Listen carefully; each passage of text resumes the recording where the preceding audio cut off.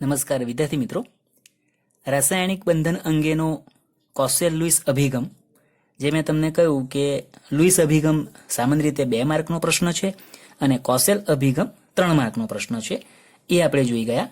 ત્યાર પછીનો તમારો પ્રશ્ન છે સહસંયોજક બંધ કોને કહેવાય અને તે માટેની જરૂરી શરતો લખો. એમ તો આ તમે લોકો 9મા ધોરણમાં પણ ભણ્યા છો. સહસંયોજક બંધ તમને સરળતાથી આવડે એવું છે, જેને આપણે ટૂંકમાં એવું કહી શકીએ કે બંધ રચનામાં ભાગ ભજવતા પરમાણુઓની સંયોજકતા કક્ષકમાંના અયુગ્મિત ઇલેક્ટ્રોનની ભાગીદારીથી રચાતો બંધ, જેને આપણે સહસંયોજક બંધ કહીએ છીએ સામાન્ય રીતે. અહીંયા તમને એટલો પણ ખ્યાલ હોવો જોઈએ કે સામાન્ય રીતે આપણે જે કોસેલ અભિગમ જોયો અને લુઈસ અભિગમ પણ જોયો, જેમાં આપણે એટલું સ્પષ્ટ કર્યું કે જે પરમાણુઓ બંધ રચનામાં ભાગ ભજવે છે તે પરમાણુઓ તેમની સંયોજકતા કક્ષકમાં ઇલેક્ટ્રોનની આપલે અથવા ભાગીદારી દ્વારા અષ્ટક પૂર્ણ કરે છે. એટલે કે અષ્ટક પૂર્ણ કરી નિષ્ક્રિય અથવા ઉમદા વાયુ જેવી સ્થાયી રચના પ્રાપ્ત કરે છે. આ આપણને ક્લિયર હોવું જોઈએ. તો એ વસ્તુ અહીં વાક્ય રચનામાં તમારી આવે તો તમને સહસંયોજક બંધ કોને કહેવાય એ વ્યાખ્યા આપી છે, અથવા તો તમને સમજાયું છે કે ભાઈ બંધમાં ભાગ લેતા 2 કે તેથી વધુ પરમાણુઓ તેમના સંયોજકતા ઇલેક્ટ્રોનને ભાગીદારીમાં મૂકી તેમની બાહ્યતમ કક્ષામાં અષ્ટક અથવા સ્થાયી રચના પ્રાપ્ત કરે, અથવા તો બાહ્યતમ કક્ષા છે એ અષ્ટક બનાવે અથવા સ્થાયી બનાવે. આ રીતે બનતો જે તમારો બંધ છે એને સહસંયોજક બંધ કહેવાય. માત્ર અહીંયા વધારાનું શું આપણે લખ્યું કે ઇલેક્ટ્રોનની ભાગીદારીથી તેમની બાહ્યતમ કક્ષા છે એ અષ્ટક અથવા સ્થાયી બનાવે. આવો બંધ સહસંયોજક બંધ થયો. હવે સહસંયોજક બંધ માટેની શરતો કઈ છે તો એ તમને આપી છે 3. તો એ આધારે તમારો સહસંયોજક બંધ અને 3 મુદ્દા શરતોના લખો તો આ તમારો 2 માર્કનો પ્રશ્ન ગણાય. તો હવે જરૂરી શરતો જોઈએ, એ પણ તમને ખ્યાલ છે. દરેક બંધ પરમાણુઓ વચ્ચે ઇલેક્ટ્રોન ભાગીદારીનું પરિણામ છે. એટલે કે અહીંયા સહસંયોજક બંધ જે બન્યો એ બંધ જેટલા પણ પરમાણુઓ એમાં ભાગ ભજવે છે એમની વચ્ચેના ઇલેક્ટ્રોનની ભાગીદારીનું પરિણામ છે. એટલે એનો મતલબ એવો થયો કે બંધ રચનામાં ભાગ ભજવતા પરમાણુએ ઇલેક્ટ્રોનની ભાગીદારી કરવી જરૂરી છે. શરતમાં આવી દરેક સંયોજાતા પરમાણુ ભાગીદારી યુગ્મને ઓછામાં ઓછા 1 ઇલેક્ટ્રોન આપે છે. એટલે એનો મતલબ એવો કે બંધમાં જે પરમાણુઓ તમારા ભાગ ભજવે છે એ પરમાણુઓ પોતાનો ઓછામાં ઓછો 1 ઇલેક્ટ્રોન પણ બંધ રચનામાં એટલે કે ભાગીદારીમાં ઇલેક્ટ્રોન યુગ્મ રચવામાં, જેને બંધન ઇલેક્ટ્રોન યુગ્મ આપણે કહીએ, એની અંદર એ પ્રદાન કરે છે, આપે છે. 3જો મુદ્દો, ઇલેક્ટ્રોનની ભાગીદારીના પરિણામ રૂપે સંયોજાતા પરમાણુઓની બાહ્યકોષ ઉમદા વાયુ જેવી રચના ધરાવે છે. એટલે પરમાણુઓ બંધમાં ભાગ ભજવતા પરમાણુઓ તેમની બાહ્યતમ કક્ષાના ઇલેક્ટ્રોનને ભાગીદારીમાં આપી અને જે ઇલેક્ટ્રોન યુગ્મની રચના કરે એ યુગ્મને આધારે તે પરમાણુઓ તેમની સંયોજકતા કોષ જે છે અથવા બાહ્ય કોષ જે છે એ ઉમદા વાયુ જેવી ધરાવશે. એટલે ઇલેક્ટ્રોન રચનાના સંદર્ભમાં વાત થઈ. તો આ તમને શરતને જે છે એ વાક્ય રચનાના સંદર્ભમાં એટલે કે સમજૂતીના સંદર્ભમાં આપ્યું છે, એ જ આપણે એને શરત તરીકે ગણવાની છે, કારણ કે બુકમાં એ રીતની વાક્ય રચના છે. એટલે તો 3 મુદ્દા ફરી જોઈ લઈએ. દરેક બંધ એટલે કે બંધમાં ભાગ ભજવતા પરમાણુઓ વચ્ચે ઇલેક્ટ્રોનની ભાગીદારીનું પરિણામ દરેક બંધ છે, અથવા દરેક બંધ પરમાણુ વચ્ચેની ઇલેક્ટ્રોન ભાગીદારીનું પરિણામ છે. સંયોજકતા દરેક પરમાણુ ભાગીદારી યુગ્મને ઓછામાં ઓછો 1 ઇલેક્ટ્રોન આપે છે અને ઇલેક્ટ્રોનની ભાગીદારીના પરિણામ રૂપે સંયોજાતા પરમાણુઓની બાહ્ય કોષ ઉમદા વાયુ જેવી રચના ધરાવે છે. જેના 2 ઉદાહરણ આપ્યા છે. ઉદાહરણ પણ જુઓ એટલે તમને સ્પષ્ટ થશે. તમે કોઈ પણ એક આપી શકો છો. H2O નું ઉદાહરણ છે, જેમાં ઓક્સિજન પરમાણુ હાઇડ્રોજન પરમાણુ સાથે ઇલેક્ટ્રોનની ભાગીદારી કરે. હવે આપણને લુઈસ બિંદુ રચનાનો ખ્યાલ છે. હાઇડ્રોજન માટે ગણો તો આમાં આપણે કોઈ પણ 1 ઇલેક્ટ્રોન હાઇડ્રોજનનો ગણવાનો, એવી રીતે આમાં પણ 1 ઇલેક્ટ્રોન હાઇડ્રોજનનો ગણો. બાકીના ઓક્સિજનના ઇલેક્ટ્રોન આપણે લુઈસ બિંદુ રચનાની વાત કરીએ છીએ તો ઓક્સિજન માટે 2, 2, 4, 5 અને 6. તો એની સંયોજકતા કક્ષકમાં 6 ઇલેક્ટ્રોન છે, તો 6 ઇલેક્ટ્રોન આપણે બતાવ્યા. પણ અહીંયા હાઇડ્રોજન પોતાનો અને ઓક્સિજન પોતાનો જે અયુગ્મિત ઇલેક્ટ્રોન છે એ ભાગીદારીમાં મૂકીને યુગ્મિત બનાવે છે.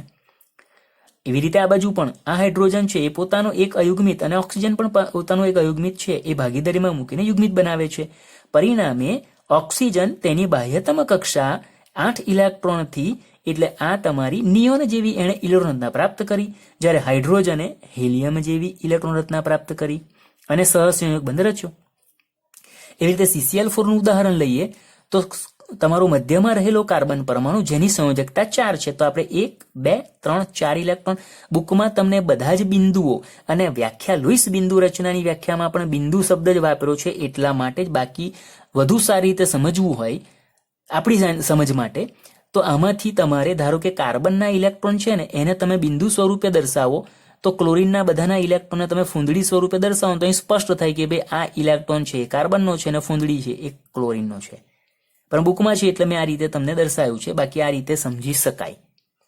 તો અહીંયા કાર્બનના 4, ક્લોરીનના એક, ક્લોરીન પાસે બાહ્યતમ કક્ષામાં 7 ઇલેક્ટ્રોન આવે, તો 2, 2, 4, 2, 6 અને આ યુગ્મમાંથી એક છે તો ક્લોરીનનો છે અને કાર્બનનો છે. એ રીતે દરેકમાં એવું છે. તો આ રીતે કાર્બનના 4 અયુગ્મિત ઇલેક્ટ્રોન 4 ક્લોરીનના એક અયુગ્મિત ઇલેક્ટ્રોન સાથે ભાગીદારી કરી અને 4 CCl બંધ દ્વારા CCl4 અણુ રચાયો, જેમાં કાર્બને તેની બાહ્યતમ કક્ષામાં 8 ઇલેક્ટ્રોન મેળવી અષ્ટક રચના પ્રાપ્ત કરી. એ આવશે તમારી નિયોન જેવી. જ્યારે ક્લોરીને પણ તેની બાહ્યતમ કક્ષામાં કાર્બન પાસેનો એક ઇલેક્ટ્રોન ભાગીદારીમાં મેળવી અને એણે પણ અષ્ટક રચના પ્રાપ્ત કરી, આર્ગોન જેવી. તો આમાંથી કોઈ પણ ઉદાહરણ તમે દર્શાવી શકો છો. તો આ એક તમારો 2 માર્કનો પ્રશ્ન, સહસંયોજક બંધ કોને કહેવાય અને તે માટેની શરતો લખો, 2 માર્કમાં આવી શકે. વિદ્યાર્થી મિત્રો, તમને એક બાબતની જાણકારી સાથે સાથે આપી દઉં કે આપણે અત્યારે જે ઉદાહરણ જોઈશું ને એ ઉદાહરણ જે પણ અણુના અથવા સંયોજનના, એની અંદર મેં તમને લુઈસ બિંદુ રચના આધારિત તમને બંધારણ દર્શાવું છું.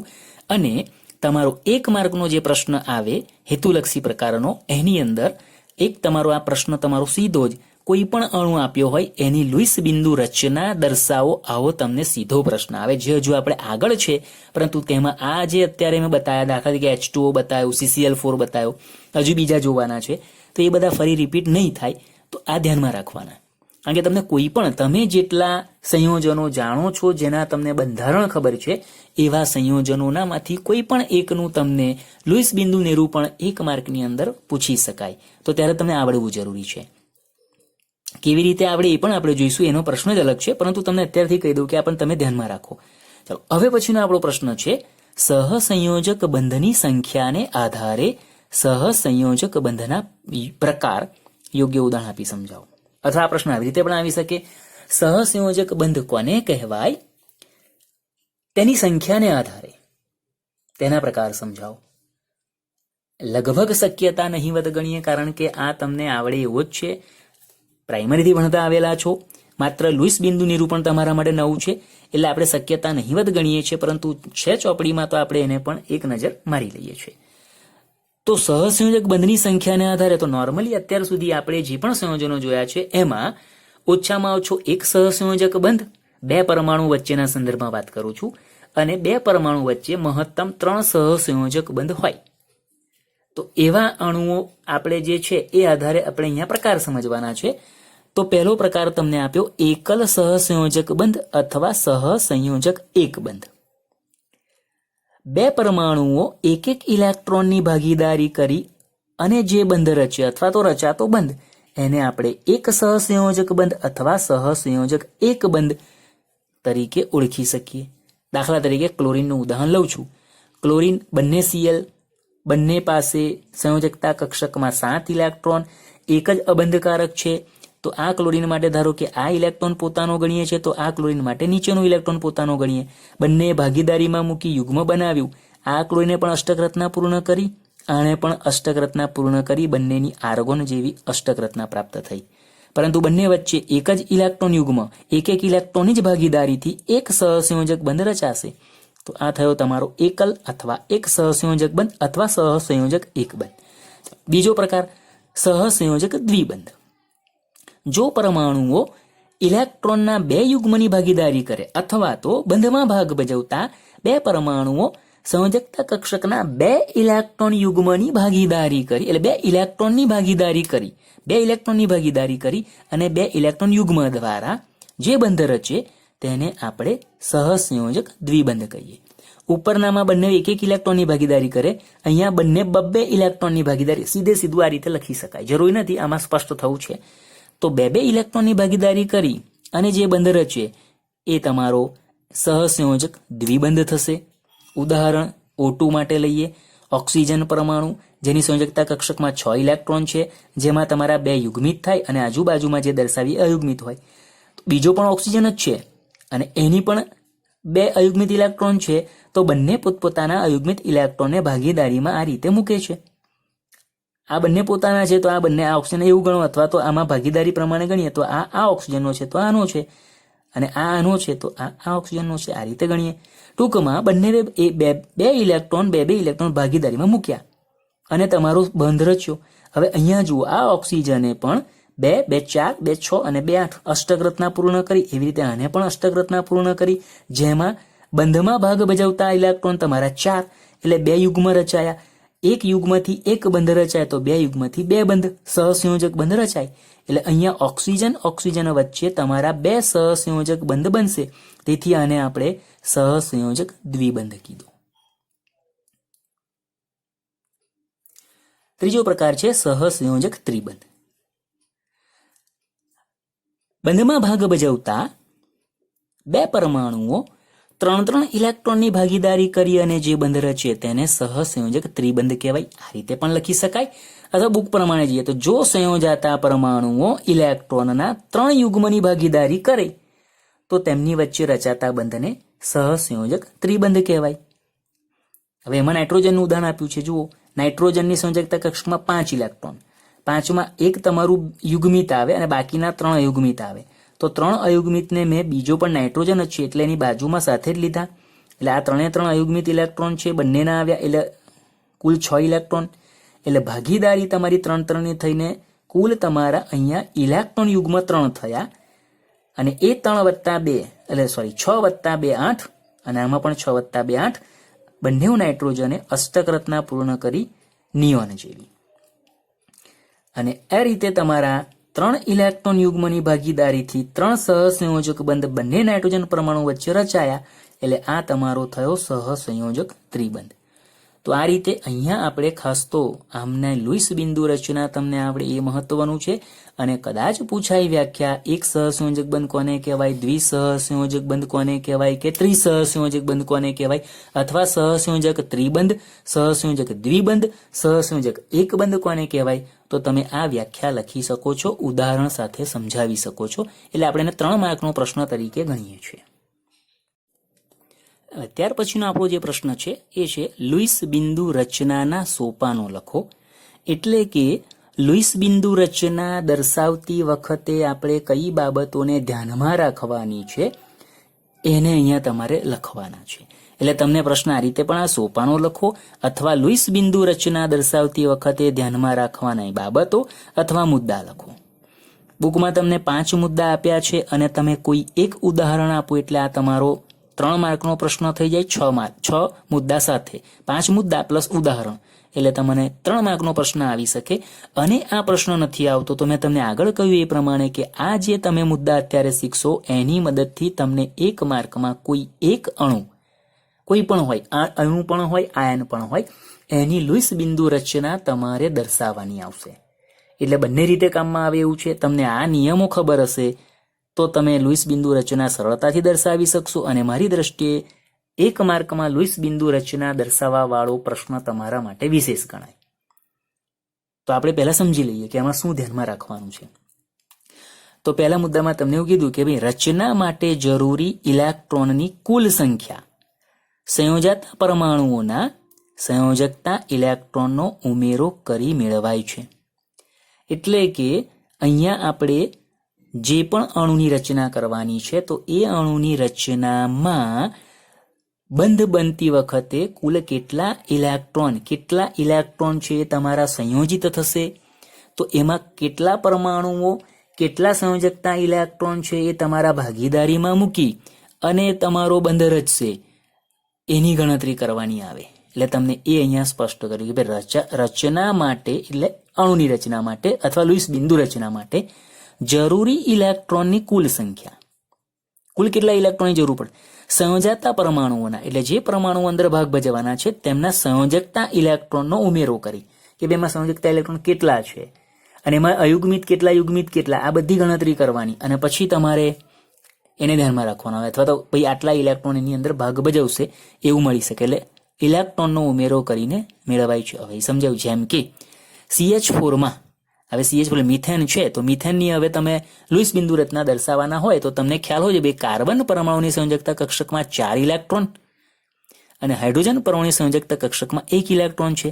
તો કાર્બને અષ્ટક રચના પ્રાપ્ત કરવી હોય તો પોતાના 4ની સાથે બીજા 4 મેળવવાના 8 કરવા, તો એ 4 હાઇડ્રોજન પાસેથી જ મેળવવાનો છે એક એક કરીને.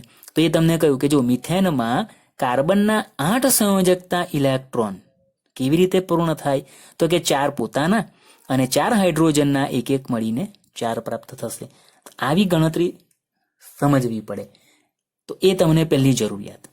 બીજો મુદ્દો, ઋણાયન માટે દરેક પરમાણુ ભારનો અર્થ દરેક ઋણ ભારનો અર્થ 1 ઇલેક્ટ્રોનનો ઉમેરો છે. ઋણાયન હોય તો એના ઉપર કાં તો -1 કે -2 કે -3 જે વીજભાર છે એમાં દરેક ઋણભારનો અર્થ મતલબ કે -1 છે એક ઋણભાર, તો એનો મતલબ એને 1 ઇલેક્ટ્રોન વધારાનો મેળવ્યો છે. -2 ઋણભાર છે તો એનો મતલબ એને 2 ઇલેક્ટ્રોન વધારાના મેળવ્યા છે એવું સમજાય.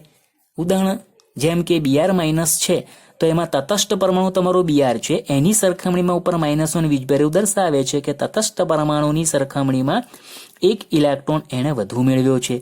CO3-2 તો એમાં એણે 2 ઇલેક્ટ્રોન વધુ મેળવ્યા છે, આવું સમજી શકાય.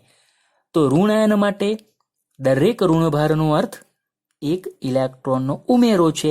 તો એવી જ રીતે ધનાયન માટે દરેક ધનભારનો અર્થ 1 ઇલેક્ટ્રોનનો ઘટાડો છે. આપણે આવું સીધું સમજીએ, ઉપરની વાક્યરચના પ્રમાણે હું બોલું છું.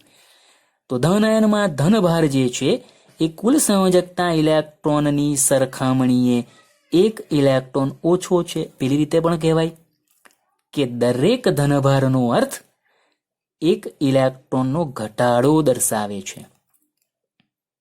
એટલે કે જો Na+1 એનો મતલબ સોડિયમ તટસ્થ પરમાણુ છે, એની સરખામણીમાં Na+1માં 1 ઇલેક્ટ્રોન ઓછો છે. Ca+2 ગણીએ તો એમાં 2 ઇલેક્ટ્રોન ઓછા છે. એટલે તમને એ ખ્યાલ પણ આવે કે આપણે અહીંયા આયન દર્શાવવો છે તો ધન આયન છે તો એનો મતલબ એમાં એટલા ઇલેક્ટ્રોન ઓછા દર્શાવવા પડશે, ઋણ આયન છે તો એમાં એટલા ઇલેક્ટ્રોન વધારે દર્શાવવા પડશે, એ તમે અહીં સમજી શકો.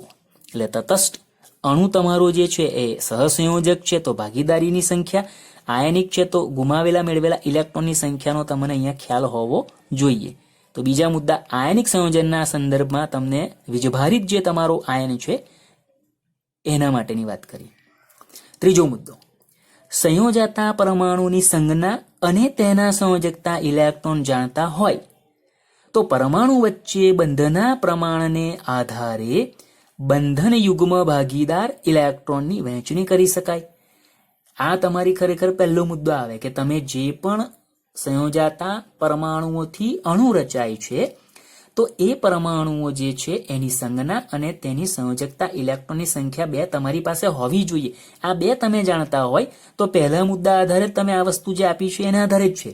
પણ આપણે ત્રીજા મુદ્દામાં છે તો ત્રીજા મુદ્દામાં લખીએ કે ભાઈ તમે સંયોજાતા પરમાણુની સંજ્ઞા અને તેના સંયોજકતા ઇલેક્ટ્રોન જો જાણતા હોય તો હવે પરમાણુ વચ્ચે જે બંધ રચાવાના છે એ બંધના પ્રમાણને આધારે, એટલે કે 2 બંધ છે 1 બંધ છે જે પણ, એને આધારે બંધમાં ભાગ ભજવતા તમારા ઇલેક્ટ્રોન યુગ્મ એટલે બંધન યુગ્મ ભાગીદાર ઇલેક્ટ્રોનની સંખ્યા, ઇલેક્ટ્રોન આગળ પણ લખાય પાછળ પણ લખાય, બંધન ઇલેક્ટ્રોન ભાગીદાર ઇલેક્ટ્રોનની વહેંચણી કરી શકાય. એટલે એમાં તમે પછી વહેંચી શકો કે 2 પરમાણુ વચ્ચે આ ઇલેક્ટ્રોન તમારા બંધમાં ભાગ ભજવતા છે તો એની સંખ્યા નક્કી કરી શકાય. જે આપણે ઉદાહરણ જોઈશું એટલે વધારે સ્પષ્ટ થશે. તો આ તમારો મુદ્દો છે, એમાં ખાસ તમને પરમાણુની સંજ્ઞા અને તેના સંયોજકતા ઇલેક્ટ્રોનની તમને ખબર હોય તો એ આધારે પછી તમે કયા કયા પરમાણુ 2 છે એની વચ્ચે કેટલા ઇલેક્ટ્રોન તમારા છે એને આપણે બંધમાં ભાગીદારીમાં મૂકી અને ઇલેક્ટ્રોન યુગ્મની રચનાની વહેંચણી આપણે કરી શકીએ. ચોથો મુદ્દો, સામાન્ય રીતે અણુ અથવા આયનમાં સૌથી ઓછો વિદ્યુતઋણ પરમાણુ જે છે એ કેન્દ્રમાં સ્થાન લે છે. સામાન્ય રીતેનો મતલબ આપણને જે ઉદાહરણ આપ્યા છે એના સંદર્ભમાં છે, પણ એવું જરૂરી નથી. અમુક જગ્યાએ આ વાક્ય ખોટું પણ પડે, જે હું તમને અત્યારે સમજાવી પણ દઈશ. પણ આપણે ધ્યાનમાં રાખવાનું કે આપણે જે લુઈસ બિંદુ રચના દર્શાવીએ એમાં જેની વિદ્યુત ઋણતા ઓછી છે તે તમારો પરમાણુ મધ્યમાં રહેશે, એટલે કે કેન્દ્રમાં રહેશે, અને તેની આજુબાજુ વધુ વિદ્યુત ઋણતા ધરાવતા પરમાણુઓ હશે. NF3માં નાઇટ્રોજન કરતાં ફ્લોરિનની વિદ્યુત ઋણતા વધારે હોય, નાઇટ્રોજનની ઓછી છે એટલે નાઇટ્રોજન કેન્દ્રમાં હશે. CO3-2 એમાં કાર્બનની વિદ્યુત ઋણતા ઓક્સિજન કરતાં ઓછી હોય એટલે કાર્બન મધ્યમાં રહેશે. પણ આની જગ્યાએ હું NH3 લઉં તો નાઇટ્રોજન કરતાં હાઇડ્રોજનની ઓછી હોવા છતાં નાઇટ્રોજન મધ્યમાં રહેશે. એટલે જરૂરી નથી, પણ છતાં આ મુદ્દો આપણે ધ્યાનમાં રાખવાનો. છેલ્લો મુદ્દો, બંધમાં ભાગ લેતા ઇલેક્ટ્રોન યુગ્મને બંધકારક ઇલેક્ટ્રોન યુગ્મ કહેવાય. એટલે જે અયુગ્મિત ઇલેક્ટ્રોન છે ભાગીદારી કરી અને યુગ્મ બનાવ્યું, જેને આપણે બંધન ઇલેક્ટ્રોન યુગ્મ કહીએ, તો એ તમારા છે એ બંધકારક ઇલેક્ટ્રોન યુગ્મ કહેવાય. જ્યારે બાકી રહેલા એટલે કે બંધમાં ભાગ નથી લેતા એવા ઇલેક્ટ્રોન યુગ્મને અબંધકારક ઇલેક્ટ્રોન યુગ્મ કહે છે. તો તમને અહીંયા એ પણ તમારે દર્શાવવાનું આવે તો તમે દર્શાવી શકો, અથવા સંખ્યા તમારે લખવાની આવે તો હેતુલક્ષી પ્રકારના પ્રશ્નમાં પૂછાય તો તમને આ મુદ્દા ખબર હશે તો તમે એ વસ્તુ પણ દર્શાવી શકશો. તો અહીં તમારા આ 5 મુદ્દા છે, એમાં ટૂંકમાં એવું સમજી શકાય કે તમે જે પણ અણુની લુઈસ બિંદુ રચના દર્શાવો છો તો એ અણુમાં રહેલા પરમાણુની સંજ્ઞા, તેના સંયોજકતા ઇલેક્ટ્રોન, એમાં કેટલા બંધમાં ભાગ ભજવવા માટે અયુગ્મિત ઇલેક્ટ્રોન છે એ તમને ખ્યાલ હોય. એ પ્રમાણે તમે એમની વચ્ચેની વહેંચણી કરી અને પછી તમે જેની વિદ્યુતતા વધુ છે એને બહાર અને જેની વિદ્યુતતા ઓછી છે એવા પરમાણુને આપણે કેન્દ્રમાં રાખી અને લુઈસ બિંદુ રચના બિંદુ સ્વરૂપે તમારે ઇલેક્ટ્રોનને દર્શાવો. જો તમારો આયન હશે તો એમાં ઋણ આયન પરનો વીજભાર એટલા વધુ ઇલેક્ટ્રોનની સંખ્યા, જ્યારે ધન આયન પરનો વીજભાર એટલા ઓછા ઇલેક્ટ્રોનની સંખ્યાને આધારે તમારે દર્શાવવાનું રહેશે. અને આ રીતે તમે જ્યારે લુઈસ બિંદુ રચના દર્શાવો ત્યારે બે પરમાણુ વચ્ચે ભાગીદારીથી બનેલું જે ઇલેક્ટ્રોન યુગ્મ છે એ બંધકારક ઇલેક્ટ્રોન યુગ્મ કહેવાશે. જ્યારે પરમાણુઓમાં જે ઇલેક્ટ્રોન બંધમાં ભાગ નથી ભજવતા એવા યુગ્મને આપણે અબંધકારક ઇલેક્ટ્રોન યુગ્મ દ્વારા દર્શાવીશું. હવે આની સાથે તમારે ઉદાહરણ કોઈ પણ એક આપવાનું હોય. આપણે અત્યારે લુઈસ બિંદુ રચના દર્શાવવાની છે એવું ધ્યાનમાં રાખીને આપણે જેટલા 4-5 કે 2-3 જે પણ ઉદાહરણો છે એ આપણે સમજવાના, કારણ કે તમને એ પૂછાય તો તમે લખી શકો એટલા માટે. તો હવે આપણે અહીંયા લુઈસ બિંદુ રચના દર્શાવવાની વાત જુદા જુદા અણુઓના ઉદાહરણથી સમજવાની છે. આ તમારો 1 માર્કનો પ્રશ્ન અલગ ગણાય, અને મેં કહ્યું તે પ્રમાણે કે 3 માર્કમાં પૂછાય છે તો આમાંથી કોઈ એક ઉદાહરણ તમે દર્શાવી શકો છો. તો આપણે પ્રથમ O3 અણુ માટે લુઈસ બિંદુ રચના દર્શાવીએ. તો 3 ઓક્સિજન પરમાણુ છે. તો તમને પહેલા તો આ બતાવવા નથી, પણ તમને ખ્યાલ હોય એટલા માટે, એટલે હું તમને ખાલી તમે સમજી શકો એટલે કે ભાઈ ઓક્સિજન પરમાણુ છે તો એની સંયોજકતા ઇલેક્ટ્રોન લુઈસ બિંદુ રચના પ્રમાણે આપણે દર્શાવીએ તો એની પાસે 6 ઇલેક્ટ્રોન છે, એમાં 2 તમારા યુગ્મિત છે અને 1 અયુગ્મિત છે. એટલે એનો મતલબ છે કે ભાઈ ઓક્સિજનની સંયોજકતા 2 થાય. એટલે ઓક્સિજન બીજા ઓક્સિજન સાથે જ્યારે ભાગીદારી કરે તો એ 2 બંધ રચવા સક્ષમ છે. હવે અહીંયા ઓક્સિજનની સંખ્યા 3 છે. 3 ઓક્સિજન એકબીજા સાથે કેવી રીતે જોડાય છે એને અહીંયા તમારે અષ્ટક રચના પૂર્ણ થવું જોઈએ, એ પાછું અગત્યનું. તો અહીંયા ઓક્સિજન એટલે O3 એટલે તમારો ઓઝોન થયો, અને ઓઝોનના બંધારણમાં આપણને ખ્યાલ છે કે ભાઈ આમાં તમારે જેટલા પણ પરમાણુ હશે એમાંનો એક પરમાણુ તમારો કેન્દ્રમાં રહેવાનો. અત્યારે આપણે એને આ રીતે દર્શાવીએ કે ભાઈ 3 ઓક્સિજન પરમાણુઓ છે એ આ રીતે ગોઠવાયેલા છે, અને 3ની તમારી લુઈસ બિંદુ રચના આ પ્રમાણે છે. હવે અહીંયા ધારો કે આ 2 ઓક્સિજન પરમાણુઓએ પોતપોતાની સંયોજકતા ઇલેક્ટ્રોનને ભાગીદારીમાં મૂક્યા, જે 1 અયુગ્મિત છે તેની વાત કરું છું, આ બંને. તો હવે એમની પાસે આ જે બાકીના છે એ ઇલેક્ટ્રોન રહેવાના, એટલે આ 2 અહીં બતાવ્યા અયુગ્મિત ઇલેક્ટ્રોન છે. આના માટે અહીં દર્શાવી શકાય, પણ હજુ આની સાથે જોડાણ કરવાનું બાકી છે. તો આણે જે અયુગ્મિત ઇલેક્ટ્રોન બંધમાં ભાગ ભજવવાના હતા એ આ ઓક્સિજન સાથે એણે પૂરા કરી નાખ્યા. હવે આની પાસે બંધમાં ભાગ ભજવવા માટે અયુગ્મિત ઇલેક્ટ્રોન નથી. આ ઓક્સિજન પાસે 2 ઇલેક્ટ્રોન છે, એણે પણ બતાવેલા છે, આપણે એ પ્રમાણે દર્શાવીએ તો આ એના પોતાના 2 અયુગ્મિત ઇલેક્ટ્રોન અને 1 આજુબાજુ છે. પણ હવે એ ભાગીદારીમાં મૂકે તો આની પાસે તો ભાગીદારી માટે નથી, તો અહીંયા એક નવો બંધ રચાય જેને સવર્ગ સહસંયોજક બંધ કીધો છે કે જેમાં બંધનું ઇલેક્ટ્રોન યુગ્મ કોઈ એક પરમાણુ દ્વારા બીજા પરમાણુને પ્રદાન કરવામાં આવે ભાગીદારી માટે. તો આ ઓક્સિજન પાસે 2 અયુગ્મિત ઇલેક્ટ્રોન હતા. એક તમારું અબંધકારક ઇલેક્ટ્રોન યુગ્મ જે છે અહીં રહ્યું ને બીજું છે એ આ ઓક્સિજન સાથે ભાગીદારીમાં મૂક્યું. તો આ ઓક્સિજનના પોતાના જે 2 અયુગ્મિત ઇલેક્ટ્રોન છે એ પાછા અહીંયા આપણે સાથે મૂકી દીધા. હવે અહીંયા જુઓ, ઓક્સિજન, દરેક ઓક્સિજનની વાત કરો. આ ઓક્સિજને 2, 2, 4, 2, 6 ને 2, 8 8 ઇલેક્ટ્રોનથી અષ્ટક રચના પૂર્ણ કરી લીધી. હવે તમે વર્તુળ પાળો ના પાળો ગૌણ છે, તમારે ખાલી અષ્ટક રચનાનું ખાલી અર્ધ વર્તુળ પાડશો તો બી ચાલે. આ ઓક્સિજનની વાત કરો, 2, 2, 4, 2, 6, 2, 8 એણે પણ અષ્ટક રચના પૂર્ણ કરી લીધી. અને આ ઓક્સિજન, તો એના માટે જો આ 2, 2, 4, 2, 6, 2, 8 ભાગીદારીના ઇલેક્ટ્રોન ગણવાના છે, તો એણે પણ અષ્ટક રચના પૂર્ણ કરી લીધી. અને આ રીતે તમારું જે ઓઝોન અણુ તમે દર્શાવો છો એની અંદર આ તમારો મધ્યનો ઓક્સિજન, એની સાથે ડબલ બોન્ડથી, કારણ કે 2 ઇલેક્ટ્રોનની ભાગીદારી છે એટલે સહસંયોજક દ્વિબંધ રચાયા. અહીંયા તમારો સવર્ગ બંધ આવે જેને આપણે અત્યારે સિંગલ બોન્ડથી દર્શાવીએ છીએ. આ ઓક્સિજન પાસે પોતાના 2 અબંધકારક ઇલેક્ટ્રોન યુગ્મ એ પણ બતાવ્યા. આની પાસે 1 છે એ બતાવ્યું, આની પાસે 6 છે. હવે જુઓ, આ ઓક્સિજનની સંયોજકતા 2, એને 3 બંધ રચ્યા, એટલે સંયોજકતા કરતાં વધારે બંધ રચ્યો તો એના ઉપર ધન વીજભાર. અને આની સંયોજકતા 2 છે, એણે 1 જ બંધ રચ્યો, એટલે સંયોજકતા કરતાં ઓછા બંધ રચે એ ઋણ વીજભાર. આ પ્રમાણે તમારો આ ઓઝોન અણુ છે એ ધ્રુવીય થાય, આવું સમજી શકાય. વીજભારિત છે એવું, આના ઉપર ધન, આના પર વીજભાર. આ તમારું લુઈસ બિંદુ પણ આ રીતે બતાવો અથવા આ રીતે બતાવો. આ રીતે બતાવો તો એમાં અબંધકારક ઇલેક્ટ્રોન યુગ્મને બતાવવા જરૂરી છે. માત્ર તમે આટલું દોરીને બેસી જાવ તો નહીં ચાલે. તો આમાં તમે સમજી શકો. બીજું, આ તમારા જે અંદરના ભાગમાં છે આ તમારા બંધકારક ઇલેક્ટ્રોન યુગ્મ ગણાય. જ્યારે આ બધા જ જે બંધમાં ભાગ નથી લેતા, 2 પરમાણુ વચ્ચે નથી, એવા બધા જ તમારા છે અબંધકારક ઇલેક્ટ્રોન યુગ્મ ગણાય. તો ઓઝોન અણુના સંદર્ભમાં લુઈસ બિંદુ રચના આપણે જોઈ. બીજું ઉદાહરણ જોઈએ. બીજું ઉદાહરણ છે NF3 નું.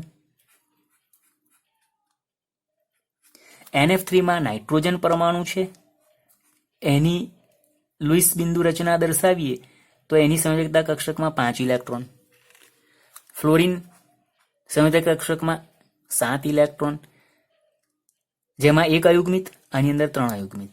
એટલે એનો મતલબ નાઇટ્રોજન છે એનો 1 ઇલેક્ટ્રોન, એટલે કે 3 અયુગ્મિત ઇલેક્ટ્રોન છે એ 3 ફ્લોરિન પરમાણુ સાથે ભાગીદારીથી પૂરા કરશે. હવે આની અંદર તમે સરળતાથી સીધું દર્શાવી શકો, જેમાં નાઇટ્રોજનને આપણે સેન્ટરમાં લઈશું અને બાકીના તમારા છે એની આજુબાજુ આવશે. તો આ નાઇટ્રોજન પરમાણુ, એમાં એણે જે બંધમાં ભાગ ભજવવાના છે એ ઇલેક્ટ્રોનને આપણે આ રીતે બતાવી દઈએ છીએ. આ પોતાના 3 અયુગ્મિત ઇલેક્ટ્રોન, એની સાથે ફ્લોરિન પરમાણુ તમારો આવવાનો, એનો 1 અયુગ્મિત ઇલેક્ટ્રોન છે એ મૂકીએ. બાકીના તમારા જે યુગ્મિત છે 3 એને આ રીતે દર્શાવ્યા. એવી રીતે આ બીજો ફ્લોરિન, એમાં પણ 1 અયુગ્મિત અને બાકીના તમારા 3 યુગ્મિત. ત્રીજો ફ્લોરિન,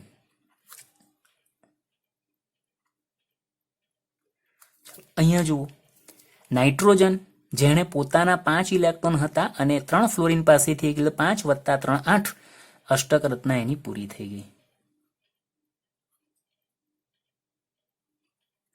એ રીતે આ 3 ફ્લોરિને પણ પોતાના 7 હતા, નાઇટ્રોજનનું 1 મેળવ્યું એટલે 8 થઈ ગયા. એમની પણ અષ્ટક રચના 3 ફ્લોરિનની પૂરી.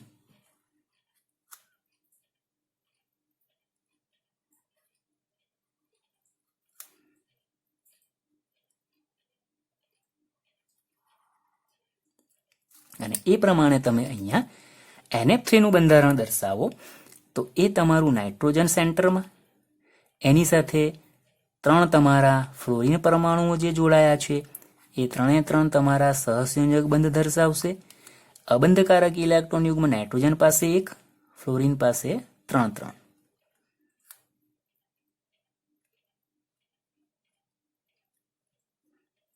આ NF3 ની લુઈસ બિંદુ રચના થઈ. ત્યાર પછી આપણે જોઈએ છે CO3 - 2 માટે. CO3 - 2 એટલે આ તમારું હવે ઋણાયન છે. આમાં પણ કાર્બન, તો એની સંયોજકતા કક્ષકમાં 4 ઇલેક્ટ્રોન આ રીતે દર્શાવીશું, અને ઓક્સિજન તો એની સંયોજકતા કક્ષકના 6 ઇલેક્ટ્રોન આ રીતે દર્શાવીશું. હવે આપણને ખબર છે કે કાર્બન છે એની વિદ્યુત ઋણતા ઓછી છે એટલે સેન્ટરમાં આવવાનું, અને 3 ઓક્સિજન એની સાથે જોડાવાના. તો કાર્બનને આપણે મધ્યમાં લઈએ અને એની આજુબાજુ આપણે 3 ઓક્સિજનને મૂકીએ. તો આ એક ઓક્સિજન, આ બીજો ઓક્સિજન અને આ ત્રીજો ઓક્સિજન. કાર્બનની સંયોજકતા 4 છે અને ઓક્સિજનની સંયોજકતા 2 છે. હવે કાર્બન ધારો કે આ બંને ઓક્સિજન સાથે 2-2ની ભાગીદારી કરે, તો આ ઓક્સિજન તમારો છે એને કાર્બન સાથે ભાગીદારી કરવા માટે ઇલેક્ટ્રોન રહેતા નથી. પણ આપણને એવી પણ ખબર છે કે અહીંયા 2 વીજભાર છે, એનો મતલબ કે અહીંયા 2 ઇલેક્ટ્રોન વધારાના પણ છે.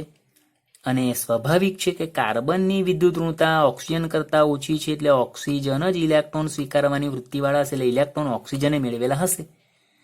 તો એ 2 ઇલેક્ટ્રોન તમારા છે એ તમે કોઈ પણ 2 ઓક્સિજને મેળવ્યા છે એવું આપણે સમજીએ. અથવા તો અત્યારે આપણે એવું વિચારીએ કે આ 3 ઓક્સિજનમાંથી કાર્બને કોઈ પણ એક ઓક્સિજન સાથે એના 2 ઇલેક્ટ્રોનને ભાગીદારી મૂક્યા. હવે આમાંથી તમે કોઈ પણ 2 માટે બતાવી શકો, એટલે કોઈ પણ એક ઓક્સિજન માટે તમારો 2 ઇલેક્ટ્રોનની ભાગીદારી તમે મૂકી શકો છો. દાખલા તરીકે કાર્બનના 4 ઇલેક્ટ્રોન છે, એમાંથી 2 મેં આ ઓક્સિજન સાથે ભાગીદારીમાં આપ્યા. તો ઓક્સિજનની પણ સંયોજકતા તો 2 છે, 2 અયુગ્મિક ઇલેક્ટ્રોનની, એણે પણ એને ભાગીદારીમાં અહીં મૂક્યા એવું સમજો. એ સિવાય એની પાસે રહ્યા એ 2 ઇલેક્ટ્રોન યુગ્મ, એટલે 4 ઇલેક્ટ્રોન આ રહ્યા. ચાલો, આ કાર્બન અને ઓક્સિજન વચ્ચેની તમારી ભાગીદારીમાં ઓક્સિજનનું અષ્ટક પૂર્ણ થયું. કાર્બન પાસે હજુ 2 ઇલેક્ટ્રોન બાકી. હવે આપણે એવું વિચારીએ કે આ કાર્બને આ ઓક્સિજન સાથે પણ 1 ઇલેક્ટ્રોનની ભાગીદારી કરી, અને આ કાર્બને પણ આ ઓક્સિજન સાથે પણ 1 ઇલેક્ટ્રોનની ભાગીદારી કરી. ઓક્સિજન પાસે પોતાના હવે એક ભાગીદારી મૂક્યા પછી ગણીએ તો આ 2, 2 4, 1 5 અને 1 6 ઇલેક્ટ્રોન. એવી રીતે આની પાસે પણ 2, 2 4, 1 5 અને 1 6 ઇલેક્ટ્રોન. બરાબર. અત્યારે તમે આ રીતે ગણો તો એનો મતલબ છે કે ઓક્સિજનની બંનેની સંયોજકતા 1-1 બાકી છે, એટલે એના ઉપર માઇનસ વીજભાર આવે. જે અણુના સંદર્ભમાં દર્શાવે, જે રીતે આપણે ઉપર ઓઝોનમાં જોયું, તો એ બંધ તમારો ધ્રુવીય છે. એક છેડો તમારો ધન વીજભારિત ને બીજો ઋણ વીજભારિત થયું બતાવે. એ આયન સ્વરૂપે નથી, અને બતાવો તો બી એમાં તો એક ધન છે એક ઋણ છે, એટલે તટસ્થ બની ગયો. અહીંયા તમારો -2 બતાવે છે. એટલે એનો મતલબ કે બંને ઓક્સિજને હવે જે બાકી છે એને અષ્ટક પૂર્ણ કરવા માટે એ ઇલેક્ટ્રોન એને બહારથી વધારાનો મેળવ્યો છે, બીજા કોઈ બંધમાંથી એને પોતાની તરફ ખેંચી લીધેલો છે. અને આ રીતે જુઓ તો તમને ખ્યાલ આવે. હવે આમાં આ 2 ઇલેક્ટ્રોન યુગ્મ તમારા છે એ કોઈ પણ ઓક્સિજન સાથે દર્શાવી શકાય, ને બાકીના 2 ઓક્સિજન તમારા 1-1 ઇલેક્ટ્રોનની ભાગીદારી દર્શાવે. જરૂરી નથી કે આ રીતે દર્શાવાય, પણ આ સરળ છે એટલે આપણે આ રીતે જોયું. હવે આમાં તમે જોઈ શકો છો કે કાર્બને એના 4 ઇલેક્ટ્રોન સાથે ઓક્સિજનના બી 4 ઇલેક્ટ્રોન ભાગીદારીમાં મેળવેલે 2, 2 4, 2 6 અને 2 8. એનું અષ્ટક પૂર્ણ થઈ ગયું.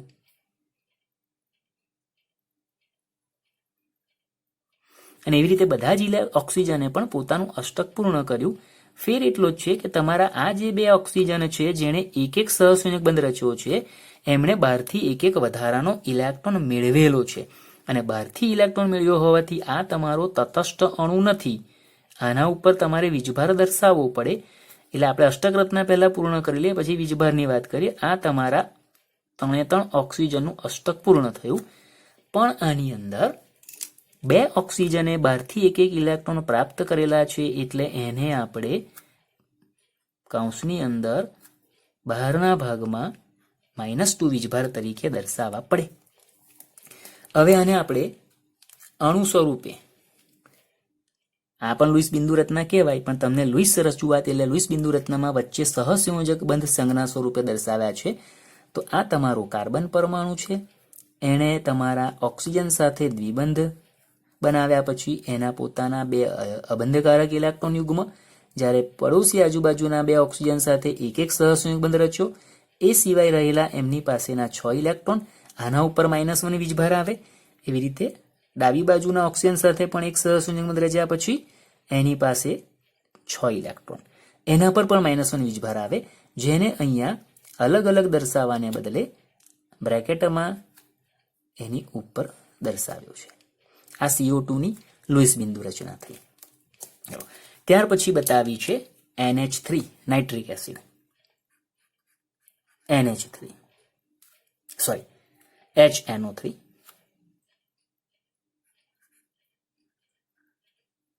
HNO3. તો HNO3 માં હાઇડ્રોજન જેની સંયોજકતા કક્ષકમાં 1 ઇલેક્ટ્રોન, નાઇટ્રોજન જેની સંયોજકતા કક્ષકમાં 5 ઇલેક્ટ્રોન અને ઓક્સિજન જેની સંયોજકતા કક્ષકમાં 6 ઇલેક્ટ્રોન છે. અને આ 3 પરમાણુઓ વચ્ચે સહસંયોજક બંધ રચાય. હવે આપણને ખબર જ છે કે અહીંયા હાઇડ્રોજન પાસે તો એક જ ઇલેક્ટ્રોન ભાગીદારીમાં છે અને એ 3 ઓક્સિજન સાથેમાંથી એક સાથે OH બંધ બનાવે.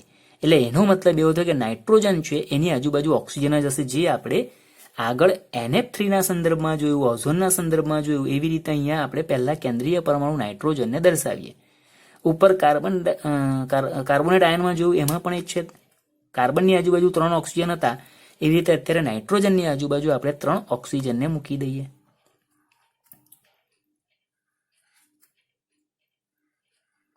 આમાંથી કોઈ પણ એક ઓક્સિજન સાથે હાઇડ્રોજનની ભાગીદારીથી એક સહસંયોજક બંધથી OH બંધ બનાવી દે. દાખલા તરીકે અહીંયા ઇલેક્ટ્રોન, હાઇડ્રોજનનો એક ઇલેક્ટ્રોન, તમારો OH બંધ બની ગયો.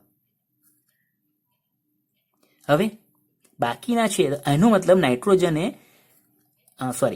ઓક્સિજને પોતાની એક ભાગીદારી પૂરી કરી. હવે આની પાસે પણ એક ભાગીદાર અયુગ્મિત ઇલેક્ટ્રોન છે, નાઇટ્રોજનનું પણ એક ભાગીદારીમાં મૂકવાનું છે અને બાકીના ઓક્સિજન પાસે પોતાના જે છે 2 અયુગ્મિત એ તો છે જ. તો અહીંયા જો ઓક્સિજનની બંને બાજુ ભાગીદારી પૂરી થઈ, નાઇટ્રોજનની એક પૂરી થઈ, હજુ 2 બાકી. હવે બંને ઓક્સિજનની 2 સંયોજકતા બાકી છે.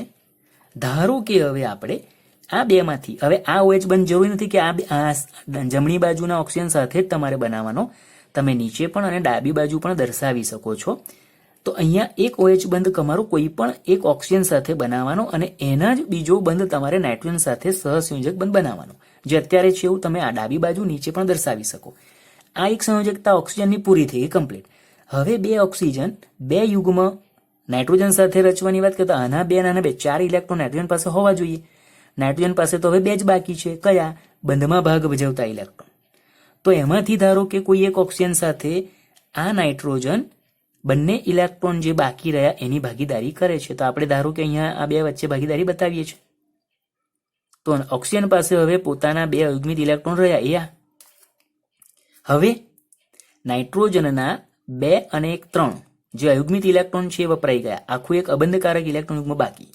ઓક્સિજનના પણ અહીંયા 2 વપરાયા, આમાં પણ બંને આજુબાજુ વપરાયા. આ ઓક્સિજનના 2 બાકી. નાઇટ્રોજન પાસે હવે બંધ રચવા માટે એક પણ અયુગ્મિત ઇલેક્ટ્રોન નથી.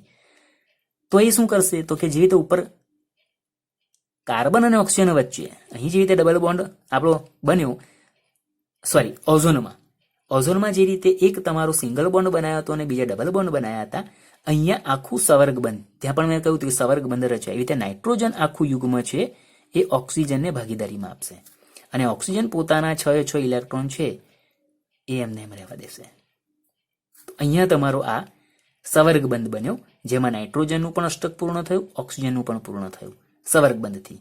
અને આમાં જોઈ શકાય છે કે નાઇટ્રોજને પોતાની સંયોજકતા કરતા એક બંધ વધારે રચ્યું એટલે એના ઉપર પોઝિટિવ ચાર્જ, અને આ ઓક્સિજને સંયોજકતા કરતા એક બંધ ઓછો રચ્યું છે એટલે એના પર નેગેટિવ ચાર્જ આવે. અને અષ્ટક રચના જોઈ લો, નાઇટ્રોજન 2 2 4 2 6 2 8 અષ્ટક રચના એની પૂર્ણ થઈ ગઈ. ઓક્સિજનની જોઈ લો 2 2 4 2 6 2 8 આના માટે OH બંધમાં, તો એની પણ અષ્ટક રચના પૂર્ણ થઈ ગઈ. અને હાઇડ્રોજને હિલિયમ જેવી અષ્ટક રચના પૂર્ણ કરી. બાકીના ઓક્સિજન 2 2 4 2 6 2 8 અષ્ટક રચના પૂર્ણ. અને આ ઓક્સિજન પણ 2 2 4 2 6 2 8.